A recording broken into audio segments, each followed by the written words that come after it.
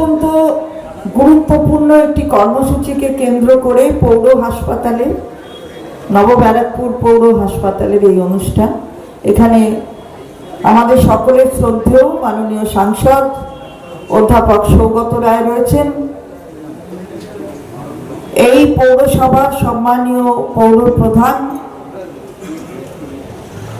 প্রবীর সাহা রয়েছেন, উপপৌর প্রধান সহ প্রাক্তন পৌর প্রধানরাও রয়েছেন এবং তার সাথে পৌর প্রতিনিধিরা এখানে রয়েছেন।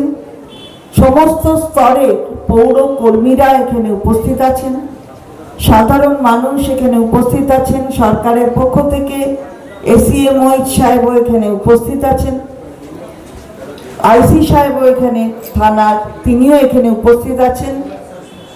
আমি আপনাদের সকলকে শুভেচ্ছা জানাই, অভিনন্দন জানাই, কারণ আপনারা সহযোগিতা না করলে এই পৌর হাসপাতালকে এই জায়গায়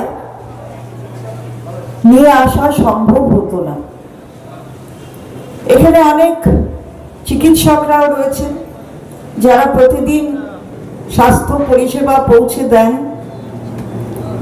একথা কিন্তু আমরা নিশ্চিতভাবে বলতে পারবো এবং সরকারি মঞ্চ থেকেই বলতে পারবো যে 2011 সালের পর থেকে মাননীয় মুখ্যমন্ত্রী মমতা বন্দ্যোপাধ্যায়ের নেতৃত্বে যেভাবে শহর এবং গ্রামাঞ্চলে স্বাস্থ্য পরিষেবার মান উন্নত হয়েছে, এটা কিন্তু পুরো ভারতবর্ষের কাছে একটা দৃষ্টান্ত তৈরি হয়েছে।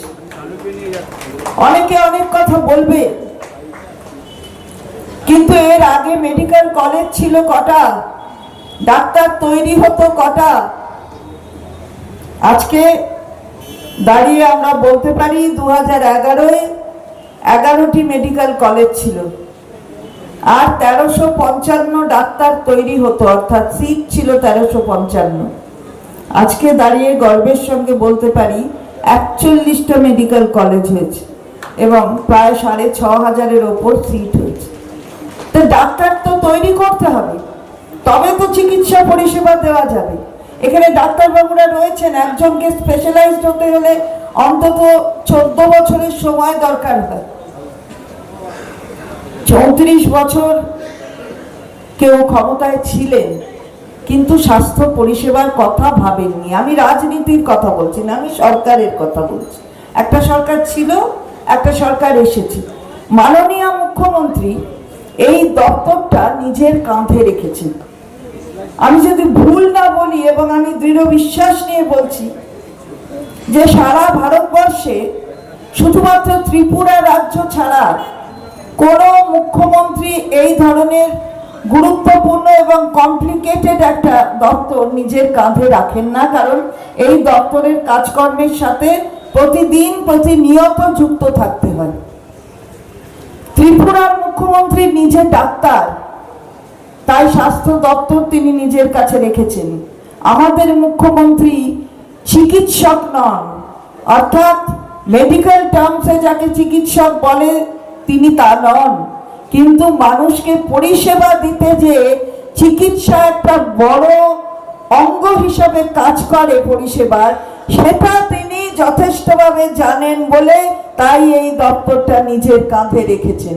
আমরা তো শুধু তার নির্দেশ মতো কাজ করি। আমার এই বিধানসভা কেন্দ্র ডায়ালিসিস, আজকে মাননীয় সাংসদ তার যে তহবিল, তার অর্থানুকূল্যে 40 লক্ষ টাকা তিনি দিয়েছেন, তাই ডায়ালিসিস ইউনিটের সূচনা আজকে হচ্ছে।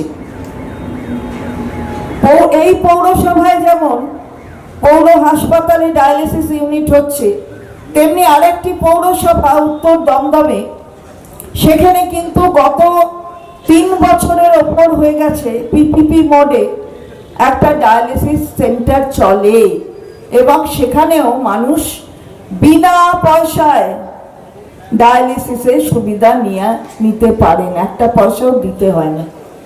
তাহলে এই যে একটা বিধানসভা কেন্দ্র দুটো ডায়ালিসিস অ্যাম্বুলেন্সের ব্যবস্থা করার জায়গা হয়ে গেল। একটা বিধানসভা কেন্দ্রে দুটো ফায়ার ব্রিগেড কেউ দেখাতে পারবে না।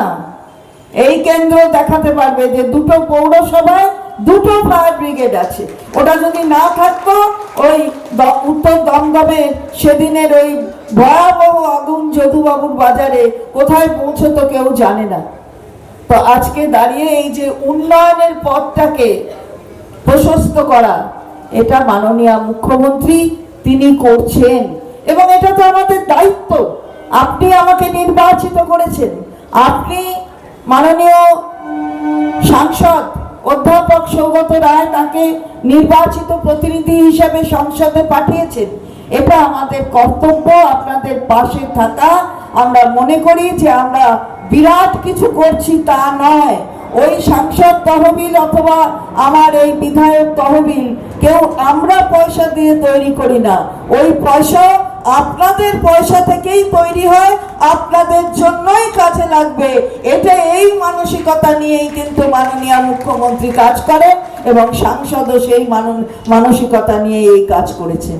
তাই আমরা আপনাদের বলতে চাই, আরো অনেক কিছু হচ্ছে, আপনারা দেখছেন আমার বিধানসভা কেন্দ্রের মধ্যে, যার সুফল শুধুমাত্র উত্তর দমদম পাবে না, নিউ ব্যারাকপুর একসঙ্গে পুরো বিধানসভা কেন্দ্রই পাবে।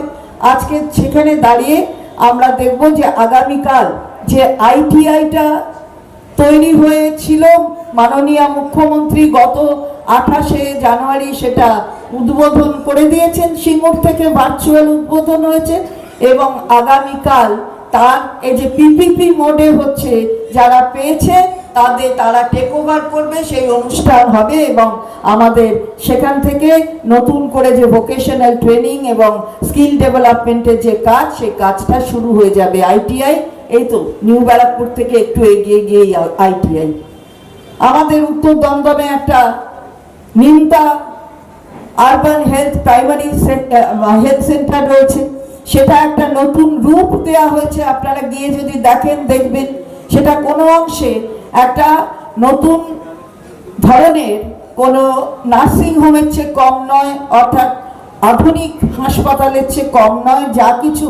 যা কিছু যন্ত্রপাতি দরকার সব কিছু দিয়ে ওই আরবান হেলথ সেন্টার তাকে আরো বেশি শক্তিশালী করার রাস্তা তৈরি করা হয়েছে। অর্থাৎ এখানে সেকেন্ড ক্যাম্পাস, সেটাও রাস্তা দিয়ে যেতে যেতে দেখবেন মৃণালিনী দত্ত মহাবিদ্যাপীঠের সেকেন্ড ক্যাম্পাস, সেটা শেষ হয়ে গেছে। আর কিছুদিনের মধ্যেই ওই ক্যাম্পাসে আমাদের যে পঠন পাঠন শুরু করার সেটা করা হবে। সুতরাং সব মিলিয়ে এই এলাকায় যেভাবে উন্নয়নের কাজ হচ্ছে সারা বাংলা জুড়ে হচ্ছে, এবং আমার বিধানসভা কেন্দ্রে অবশ্যই আমি মাননীয় মুখ্যমন্ত্রীকে এই মঞ্চ থেকে ধন্যবাদ জানাবো যে এই ধরনের কাজ করা হোক। তিনি নির্দেশ না দিলে তো এটা করা যেত না, তিনি নির্দেশ দিয়েছেন, তাই এগুলো করা হচ্ছে। আমরা উন্নত মানের চিকিৎসা পরিষেবা পৌঁছে দিতে চাই। প্রবীর সাহা আমার ওই একটি সমাজ সেবামূলক সংগঠন যা আমরা তৈরি করেছিলাম মেয়েদের জন্য, মেয়েদের নিয়ে, আমাদের সংগঠনে সবাই মহিলা, সেই 51বর্তী নামে এই মহিলা সংগঠন 2008 সালে তৈরি হয়েছিল এবং নথিভুক্তিকরণও 2008 সালে হয়েছে। সেটি চলছে এবং তার ভেতরে আমরা একটি যে প্রজেক্ট নিয়েছি, গত 3 বছরেরও বেশি সময় জননী নামে একটি প্রজেক্ট সেটা চলছে, যাতে 6 মাস পোস্ট ডেলিভারি পিরিয়ডের 6 মাস মায়েদের পুষ্টিযুক্ত যে খাবারগুলো যেগুলো দরকার, নিউট্রিশনাল ফুড, সেগুলো পৌঁছে দেওয়া হয়। তার নাম জননী, এই প্রজেক্টের নাম। আর কয়েকদিন আগে আমরা আবার এটাকে একটু এক্সটেন্ড করেছি, সেই প্রজেক্টের নাম হচ্ছে গর্ভিণী, অর্থাৎ প্রসূতি থাকা অবস্থাতেই ওই 9 মাসে তার নিউট্রিশনাল ফুডটা কিন্তু অন্যরকম হয়। যখন প্রসূতি অবস্থায় থাকে তার নিউট্রিশন অন্য ধরনের হয়, আর প্রসব করার পরে তার নিউট্রিশনটা অন্যরকম হয়। এগুলো আমরা ডাক্তারবাবুদের সাথে কথা বলে সেইভাবে সেই ডিফারেন্সটাকে রেখে আমরা ওই গর্ভিণী প্রজেক্টও শুরু করে দিয়েছি। সুতরাং আমরা সার্বিকভাবে মায়েরা যাতে সুস্থ থাকে, প্রসূতিরা সুস্থ থাকে, সেদিকে চিন্তা করে এই কাজগুলো করছি এবং তার সাথে সাথে আমরা যে যে কথাটা বললো যে আগামীকাল 300 পরিবারকে নবব্যারাকপুরের 300 আগামীকাল না 6 তারিখে 300 পরিবার নবব্যারাকপুরের হাতে ওই স্মোকলেস চুলা ওটা দেওয়া হবে, কারণ ধোঁয়া পরিবেশ নষ্ট করে, আর ধোঁয়াবিহীন যদি কোনো উনুন হয় তাহলে সেটা পরিবেশের পক্ষে ভালো। আমার সারা বিধানসভায় 6 তারিখে 1000 পরিবারের কাছে এই উনুন পৌঁছে দেওয়া হবে, 1000 পরিবারের কাছে, উত্তর দমদম, বিশরপাড়া এবং এই নবব্যারাকপুর নিয়ে। তো আমরা আপনাদের কাছে বলতে চাই যে আমরা পরিষেবা দেওয়ার জন্য আমরা কমিটেড, সুতরাং আমরা পরিষেবা দেব, আমরা আপনাদের পাশে ছিলাম, আছি এবং থাকব। এবং মাননীয় মুখ্যমন্ত্রী যেভাবে মানুষের কথা ভাবেন, লক্ষ্মীর ভাণ্ডার, অনেকে অনেক কটূক্তি করে কিন্তু কেউ মহিলাদের সশক্তিকরণের কথা ভাবেনি। এ টাকা কারুর টাকা নয়, এ টাকা আপনার টাকা, কোনো ভিক্ষা নয়, কোনো অনুদান নয়, এ টাকা আপনার টাকা। আপনার টাকা। আমার সবসময় আমার প্রয়াত শাশুড়ির কথা মনে হয় যে তিনি যখন আমার ছেলে অথবা আমার জায়ের ছেলে মেয়েদের কিছু দিতে যেতেন আমাদের থেকেই টাকা চাইতেন, দিয়ে তাদেরকে দিতেন। আজ কিন্তু তাকে আর টাকা চাইতে হতো না। তিনি যদি বেঁচে থাকতেন তিনি বলতেন আমার লক্ষ্মীর ভাণ্ডার আছে, আমি লক্ষ্মীর ভাণ্ডার থেকে তোমাদের এই টাকাটা দিচ্ছি। আমি দেখেছি রাস্তায় গিয়ে যে অনেক দিদিমা ঠাকুমা টিউশনের ফি দিচ্ছেন, নাতি নাতনিদের টিউশনের ফি দিচ্ছেন ওখান থেকে। এর থেকে বড় কি হতে পারে? সুতরাং এই সশক্তিকরণ কোনো অনুদান কিংবা ভাতা নয়। মাননীয় মুখ্যমন্ত্রী এটা ভেবেছেন, তার সাথে যুবকদের কথাও ভেবেছেন, ওটাও বলছে। ওটা কিন্তু বেকার ভাতা নয়। আচ্ছা বলুন তো, মাধ্যমিক পাশ করবার পরে তার উচ্চ শিক্ষা, সেই উচ্চ শিক্ষার দিকে সে যেতে পারে, যেতে গেলে তাকে যে লোন নিতে হয় ব্যাংক থেকে, তার ইএমআইটা দেয় কে?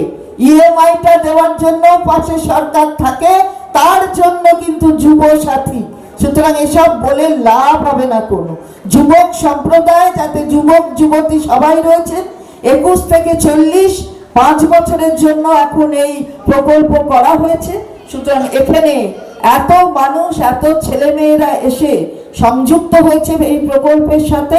এটা আমরা আমাদের কথা মতন যেটা বাজেটে অ্যানাউন্স করা হয়েছে সেই অ্যানাউন্সমেন্ট মতন নিশ্চিতভাবে সময় সকলের কাছে পৌঁছে যাবে, এবং আমরা সেই কাজটা অলরেডি শুরু করে দিয়েছি। অর্থাৎ চেকিং করার কাজটা আমার অর্থ দপ্তর ইতিমধ্যে শুরু করে দিয়েছে। আমরা সবার কাছে বলতে চাই যে আমরা যা বলি, যা প্রতিশ্রুতি দিই সেটা করি। এমন অনেক জায়গায় দেখা যায় যে ভোটের আগে প্রতিশ্রুতি থাকে কিন্তু ভোটের পরে সে প্রতিশ্রুতি কোথাও দেখা যায় না। আমরা সেটা কখনো করি না। আমাকে অনেক সাংবাদিকরা বলেন যে এটা কি ভোটকে লক্ষ্য করে? আপনি বলুন না। আমরা সেই সাংবাদিকদের কাছে উল্টে সবিনয়ে প্রশ্ন করি যে আপনি বলুন না কবে স্বাস্থ্য সাথী হয়েছে, ভোটের আগে না পরে? উত্তর হলো 21 সালের ভোট হয়ে গেছে, স্বাস্থ্য সাথী ডিসেম্বর 2016 এবং শুরু হয়েছে 2017 সালে জানুয়ারি মাস থেকে। তাহলে ভোটের পরে হলো। আচ্ছা কবে আমাদের ওই তার আগে কন্যাশ্রী কিংবা অন্যগুলো শুরু হয়েছে? সবই তো ভোটের পরে শুরু হয়েছে, কোনোটা তো ভোটের আগে নয়। সুতরাং আমরা ভোটকে লক্ষ্য করে এই কাজ করি না, আমরা মানুষের স্বার্থকে সামনে রেখে এই কাজ করি। আমাদের সরকার মা মাটি মানুষের সরকার, মায়ের স্নেহ, মাটির সোতা গন্ধ আর মানুষের পাশে থাকার অঙ্গীকার নিয়ে আমাদের সরকার চলে। তাই আমাদের সরকার আমাদের দলের নামের সরকার নয়, আমাদের সরকার মা মাটি মানুষের সরকার।